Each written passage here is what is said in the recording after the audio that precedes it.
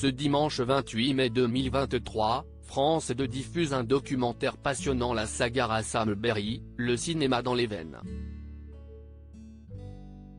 Un extrait a été diffusé samedi soir dans Quelle époque, dans lequel Carole Bouquet raconte comment elle a succombé au charme de Jean-Pierre Rassam, devenu son compagnon par la suite. Jusqu'à sa mort. Paul Rassam, personnage très puissant du monde du cinéma, acheteur de droits et coproducteur de films, a eu un frère et une sœur. Jean-Pierre et Anne-Marie Rassam. Cette dernière, décédée en 1980 après avoir mis fin à ses jours, était unie au réalisateur Claude Berry, lui-même mort en 2009. Jean-Pierre Rassam a quant à lui eu plusieurs femmes au cours de sa vie, parmi lesquelles Carole Bouquet. Ensemble ils ont eu un fils, Dimitri Rassam, producteur qui voit sa carrière décoller. Il produit la saga des Trois Mousquetaires dont le premier volet cartonne au cinéma, et qui est marié à Charlotte Casiraghi avec qui il a eu son fils Balthazar. Jean-Pierre Rassam est mort en 1985 à l'âge de 43 ans, par suite de consommation de médicaments qu'il prenait pour décrocher de l'héroïne. CST a cette famille puissante mais aussi touchée par de nombreux drames que Michel Denisot a choisi de s'intéresser dans le documentaire La saga Rassam Berry, le cinéma dans les veines diffusé ce dimanche soir sur France 2 à partir de 22h40. Un documentaire passionnant projeté à Cannes et CST. Pourquoi une partie de la famille s'était retrouvée il y a quelques jours sur le tapis rouge du Palais des Festivals.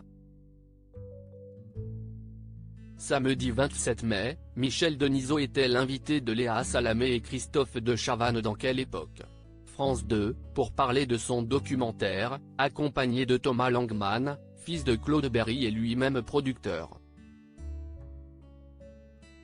On lui doit, entre autres, le succès phénoménal de The Artist.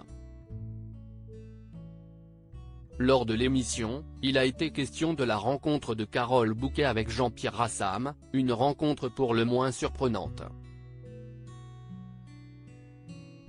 Un homme pas hyper beau comme l'a présenté Léa Salamé mais qui possédait un charisme que peu ont et qui était doté d'un incroyable génie. Comme le recontextualise Michel Denisot, CST au cours d'une soirée avec Alain Sard et Jean-Luc Godard que leurs routes se croisent pour la première fois. L'ambiance était très lourde et est arrivé un monsieur que je connaissais pas du tout et qui marchait comme Charlie Chaplin, et qui s'est mis à parler et à parler, qui m'a sauvé. Qui m'a regardé et qui m'a dit, vous êtes habillé d'une drôle de manière.